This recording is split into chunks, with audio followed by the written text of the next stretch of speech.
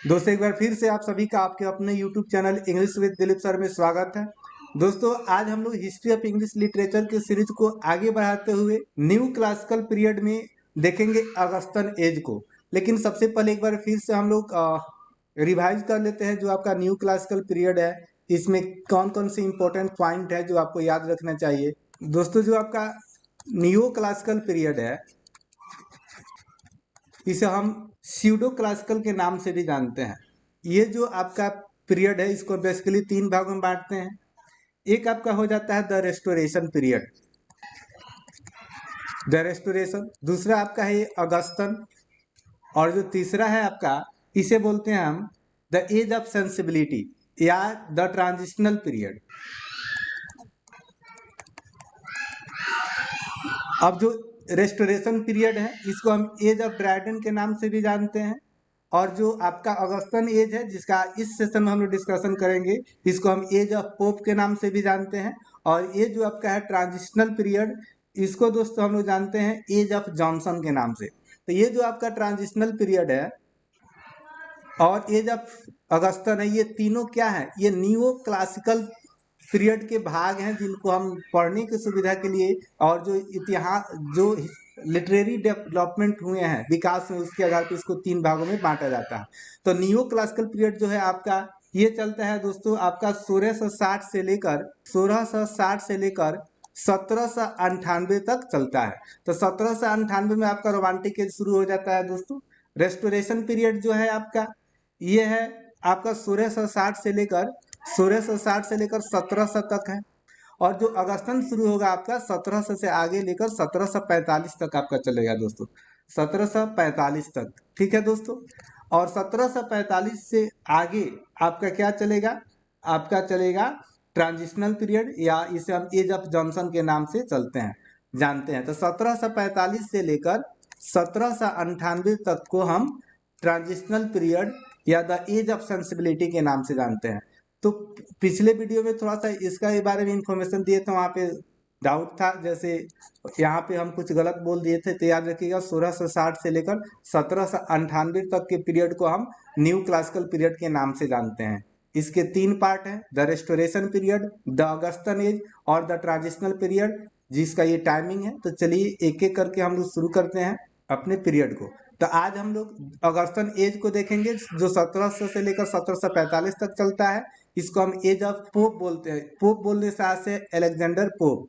तो दोस्तों यदि अभी तक आप चैनल को सब्सक्राइब नहीं किए तो प्लीज चैनल को सब्सक्राइब कर लीजिए। वीडियो अच्छा लगे तो एक लाइक और एक शेयर आप अवश्य कीजिएगा। तो दोस्तों आपका जो अगस्तन एज है, Augustan age was an important period in 18th century literature during the reign of Queen Anne, King George the first and George the second. तो याद रखिए जो अगस्तन एज है इसमें 3 किंग्स होते हैं। एक होती है क्वीन एन, फिर किंग जॉर्ज फर्स्ट और जॉर्ज सेकेंड।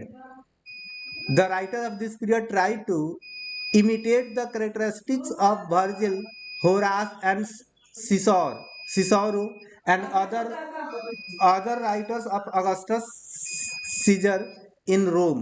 तो रोम के जो अगस्टस सीजर थे उस समय के जो राइटर्स थे आपके वर्जिल, होरास, सिसोरो, इनके ये लोग लेखन शैली का क्या करते थे दोस्तों, ये लोग नकल करने का प्रयास किए। This age is also termed as the age of Pope. दोस्तों इस एज को हम एज ऑफ पॉप के नाम से भी जानते हैं। And the new classical age, एक और क्या नाम है दोस्तों, the new classical age. This period is also known as the age of reason. Important point note down कर लीजिएगा, age of reason and good sense. Age of reason और and good sense के रूप में इसको हम टर्म करते हैं अगस्तन एज को। ऐसा क्यों, as the idea of enlightenment and understanding were seen to be development among the citizens. अब लोगों के बीच में एनलाइटमेंट होने लगा, उनकी सोच बुद्धि बढ़ने लगी, इसलिए इस एज को हम द एज ऑफ रीजन और गुड सेंस के रूप में जानने लगे। इस समय लोगों के धर्म से जो विचार थे वो थोड़ा सा चेंज होने लगे। अब ब्लाइंडली लोग फेथ नहीं करते थे धर्म में। तो इस समय की जो रचनाएं है वो धार्मिक दृष्टिकोण से उतनी मतलब धार्मिक जो बाइबलिक नैरेटिव से उस पर आधारित नहीं है।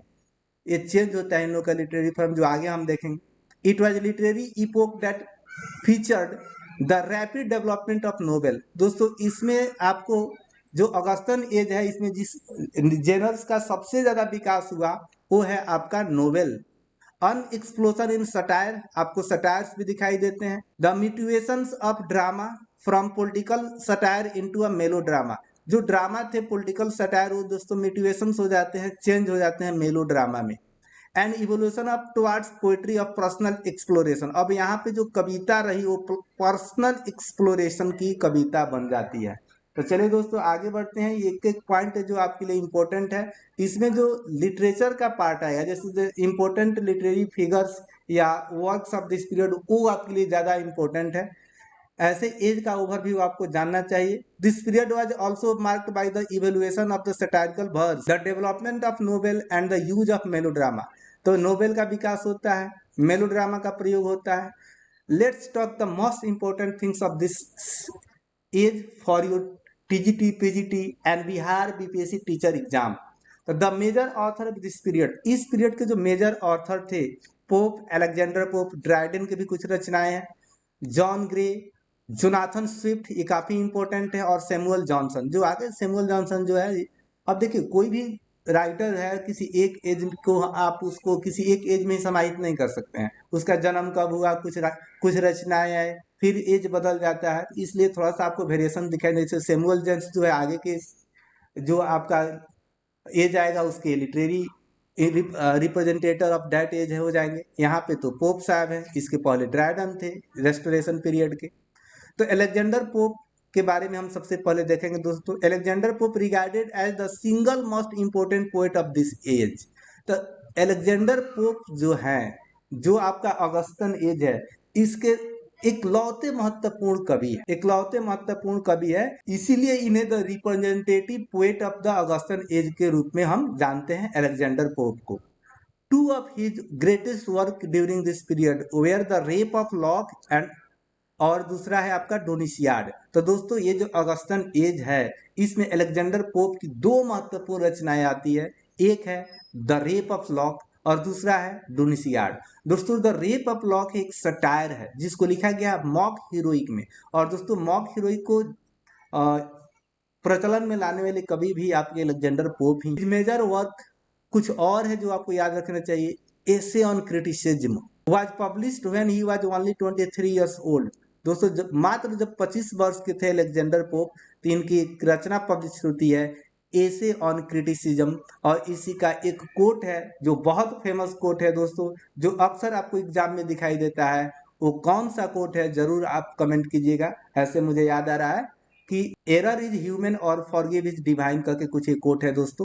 पॉप डाइड ऑन 13 मई 1744। दोस्तों इनकी मृत्यु हो जाती है 30 मई 1744 को, बिकॉज ऑफ ड्रॉसियन अस्थमा। याद रखिएगा, ड्रॉसियन अस्थमा से इनकी मृत्यु हो जाती है। दोस्तों 2019 के स्टेट एग्जाम में पूछा था कि जॉन किट्स की मृत्यु किस कारण होती है। तो दोस्तों जरूर कमेंट में बताइएगा कि जॉन किट्स की मृत्यु किस कारण होती है। काफी इंपॉर्टेंट पॉइंट है। और याद रखिएगा यहाँ पे अलेक्जेंडर जो पोप हैं, इनकी मृत्यु होती है ड्रॉप्सी एंड अस्थमा। तो दोस्तों यदि अभी तक आप वीडियो को लाइक नहीं किए हैं तो प्लीज वीडियो को लाइक कर दीजिए, और चैनल पर नए हैं तो चैनल को सब्सक्राइब कर लीजिए। आपको इस चैनल के माध्यम से बीपीएससी टीचर एग्जाम के लिए जो भी इंपॉर्टेंट पॉइंट लिटरेचर से हो सकते हैं, चाहे वो आपका फिगर ऑफ स्पीच हो, हिस्ट्री ऑफ इंग्लिश लिटरेचर हो, फॉर्म्स ऑफ पोएट्री हो, और पार्टिकुलर एज के जो राइटर है उनको हम आगे के सेशन में हम बायोग्राफी उनका हम कवर करेंगे। तो दोस्तों इनकी एक रचना थी the rape of lock. It is a best known work of the Augustan age. It is a mock heroic and wonderful example of high burlesque literature. तो याद रखिएगा हाई बर्लोक्यूज लिटरेचर के यह एग्जाम्पल है आपका रेप ऑफ लॉक, और mock heroic शैली में इसको लिखा गया है। उसके बाद है आपका Dunciad. It is considered to be one of Pope's two greatest masterpieces, मतलब जो इनका दो मास्टरपीस है उसमें से एक ये भी है। Pope publish it first version in 1728 anonymously, मतलब बिना राइटर का नाम जिक्र किए पोप इसको पहली बार 1788 में, सॉरी दोस्तों 1728 में पब्लिश करते हैं। अब इस एज के जो आपके दूसरे राइटर हैं Daniel Defoe. He was a famous writer of the Augustan age. He was also a trader, journalist, pamphleteer and a spy by profession. तो दोस्तों ये जो प्रोफेशन है जैसे ट्रेडर है, जर्नलिस्ट है, ये याद रखिए कौन सा राइटर क्या है, क्योंकि इससे भी सवाल बनते हैं दोस्तों। एक स्पाई भी है। He is known as the pioneer of a periodical essay. दोस्तों पेरियोडिकल एसे के एक पाइनर के रूप में जानते हैं डेनियल डिफो। तो याद रखिएगा डेनियल डिफो को हम पेरियोडिकल एसे के पाइनर के रूप में जानते हैं, मतलब लेखन के रूप में एक नई शैली का विकास होता है इस अगस्टन एज में। पेरियोडिकल एसे जैसे जनरली ये मैगजीन्स होते थे जो वीकली या मंथली पब्लिश्ड होते थे।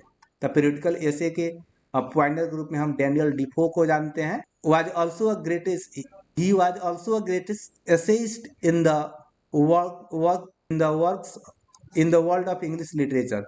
In the world of English literature ऐसे ये एसेइस्ट भी थे इंग्लिश लिटरेचर में। इनकी दो रचनाएं हैं जो आपको याद रख होना चाहिए। रॉबिन्सन क्रूसो, इनकी एक रचना है रॉबिन्सन क्रूसो जिसका पब्लिकेशन होता है 1719 में। दूसरा है माल फ्लैंडर्स जिसकी पब्लिकेशन डेट है 1722। दोस्तों अब बात आती है जोनाथन स्विफ्ट की।